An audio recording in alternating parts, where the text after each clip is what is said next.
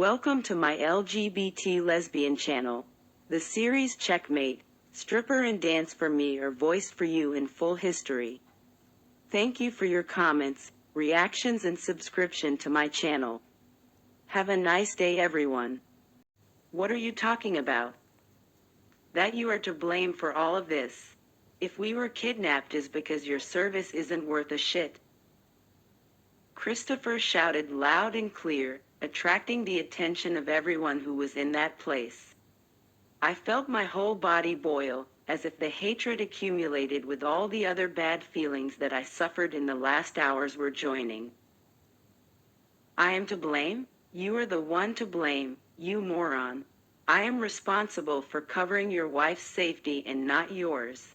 She would be safe if you were with your damn security guards, because I'd have taken her out of that damn car and left you in the hands of those thugs. He stared at me astonished at the audacity in which I regarded him. I didn't care about his economic level or even his power over Brandon. I wouldn't let him throw on me the blame for something that wasn't in my hands to fix, not alone. I'm sure those guys wanted you, and not her, but now they saw a weak spot and they'll abuse it. You don't know anything, you're just a shitty little cop. I balled my hands into fists, trying to control the urge I had to punch him in that instant. You should have already solved this damn case, but no, I'm being robbed nonstop. You asshole, everything was going well. I already had your damn proof. You only think about your fucking money? When your wife is in the hands of men who can kill her. Why are you so worried? Why do you try so hard? He asked furiously as he took a step forward.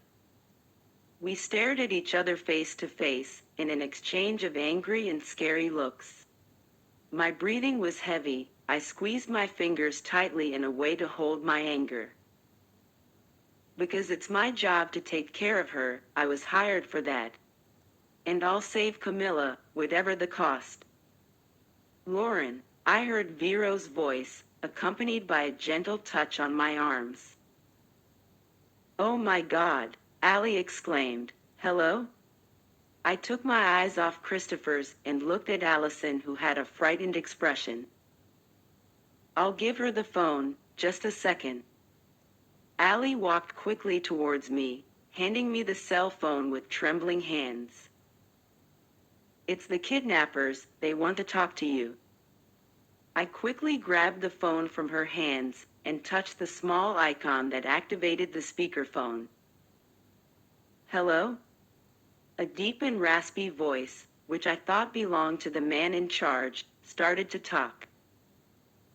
Pay close attention, I'm here with the missus and I'm even being very nice with you, but I don't intend to continue like this. What do you want? I let out nervously. Where is Camilla? Shut up, just listen. I exchanged a look with Christopher, who looked as tense as me. I want you to get $15 million for the ransom until the end of the night. What? Christopher exclaimed incredulously. That's exactly what you heard.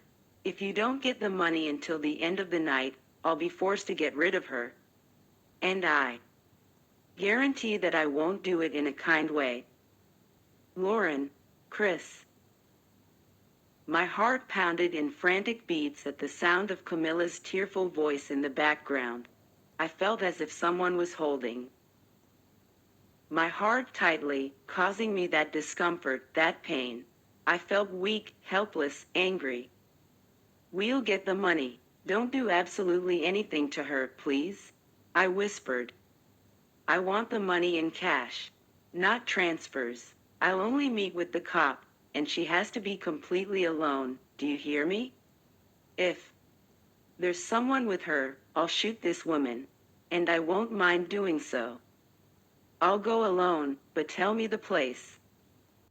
I'll get in touch in 4 hours to confirm the address. Let us talk to her. Please. Help me, please'll get me out of here.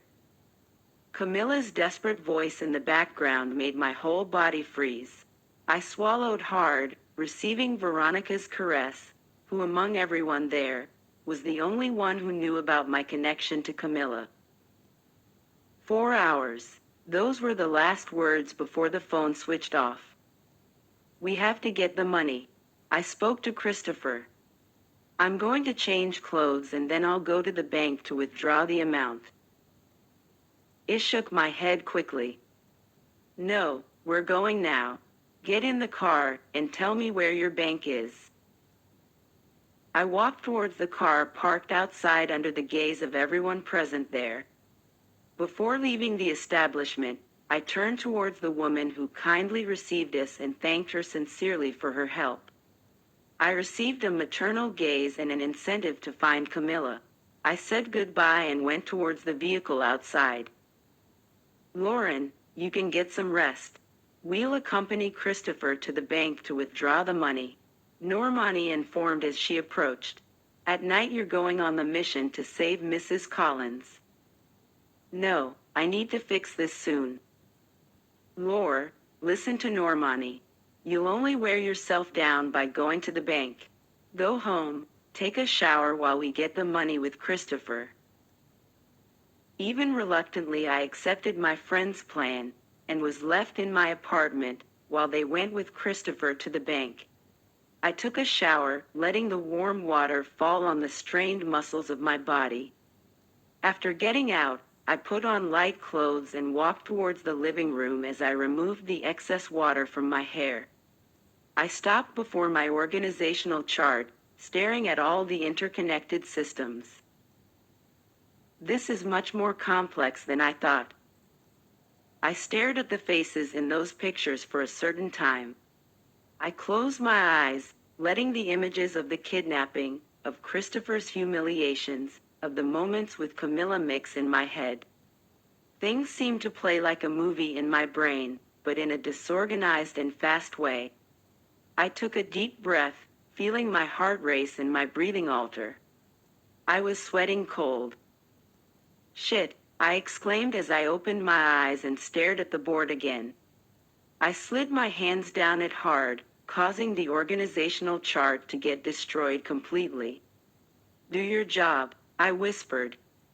I pressed the end of the cigarette against the wall in the outside area of the precinct, watching it go off completely before being thrown to the ground. I took a deep breath, trying to stay as calm as possible, avoiding at all costs the anxiety that wanted to take over me. It was night, and I was completely ready to go get Camilla, but so far the kidnappers hadn't given any sign of where I could find her. The suitcase with the $15 million was inside my office in the care of Barrow and Allie. Christopher had dropped it as soon as he left the bank, and he was duly escorted by Brandon and 2 more men. It was already past 9 p.m., and none of the phones had rung. My confused thoughts wandered to the moments I had with Camilla, from the first contact at Jared Drinks to the events in Switzerland. I found myself totally disturbed with the ideas that roamed my thoughts, but I took care of pushing them all away and just do my job. That was why I was there, right? Lauren. I heard Vero's voice, who was running towards me. She looked nervous and breathless. I approached and she handed me the small paper that was in her hands. The other officers involved in the case, along with Christopher and Brandon, went to the outside area with us. They just called, and they only gave this address. Try to trace the line as fast as possible.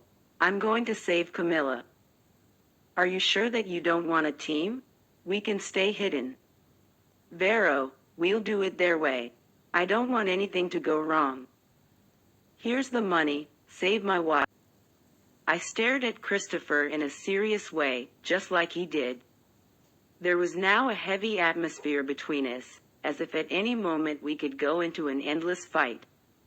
I just grabbed the suitcase from his hands, and turned my body to face my friends and coworkers. I'll get in touch with all of you as soon as I have Mrs. Collins.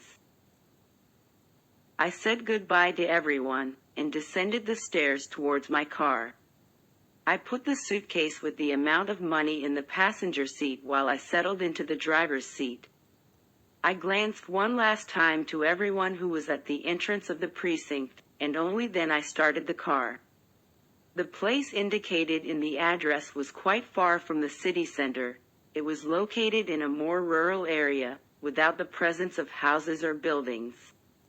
I drove with the help of the GPS down the sandy roads, extremely similar to the ones I walked in the morning.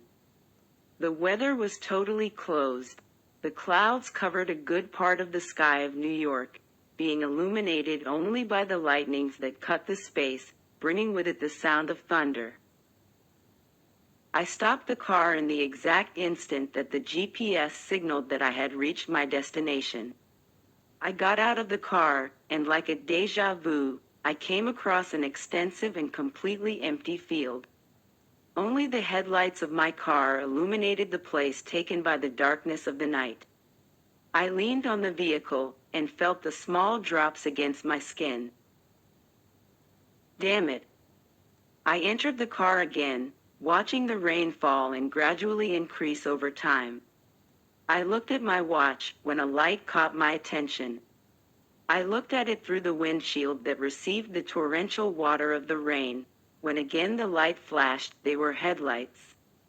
I narrowed my eyes when the lights flashed again, giving me the image of a hooded man with a gun attached to his arm, and on the other side the other arm threw a body on the ground.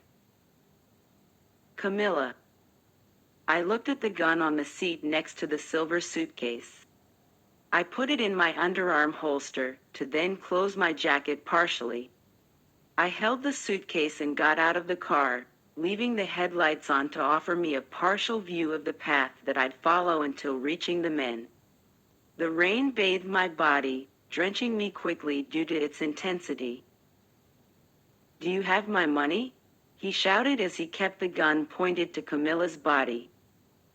She was kneeling on the ground, her body was surrounded by thick ropes, and her mouth properly covered with a piece of cloth. She kept her head down, but lifted it slowly as soon as she heard my voice. "I have your money, it's all in here," I said as I lifted the suitcase. "If you brought someone, we'll kill everyone.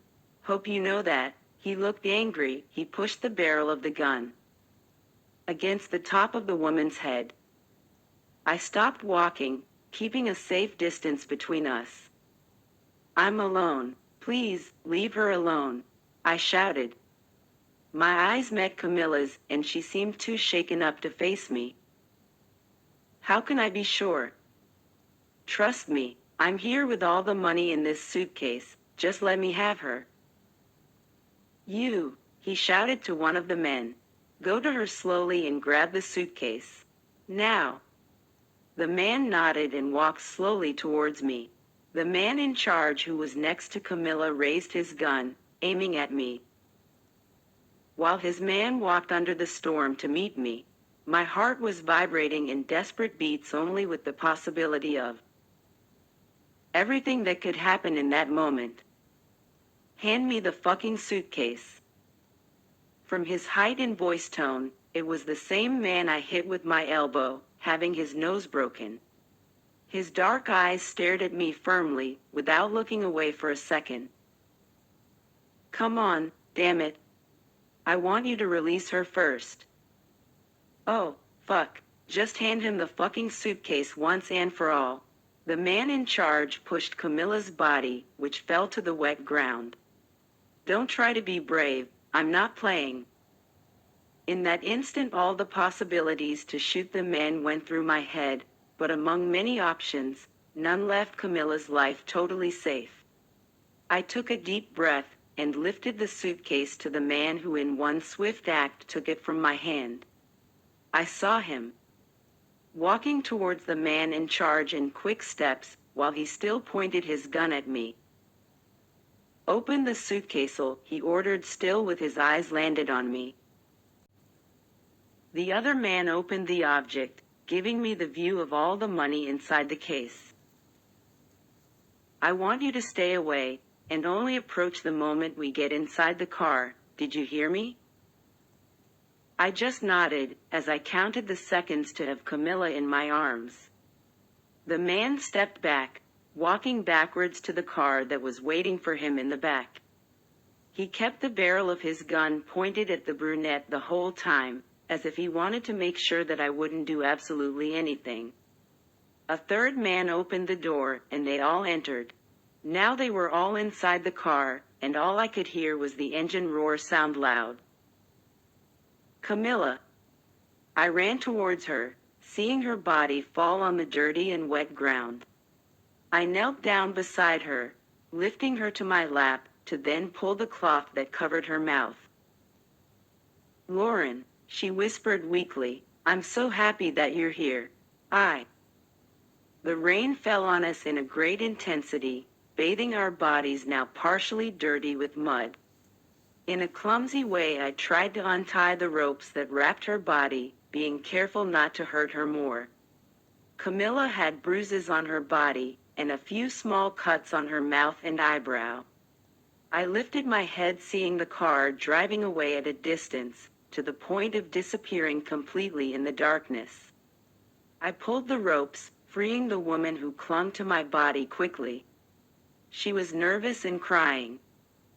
Thank you, Lauren, her voice choked amid all the emotion. Shish, no need to thank me. Everything's all right, I said as I squeezed her body delicately against mine. I won't let anything else happen to you, Cams. Promise? I promise. Oh. If you like that I voiced the continuation of the series Stripper and want me to continue, please like and write a comment on the video. This will be an incentive to continue working on translation and dubbing.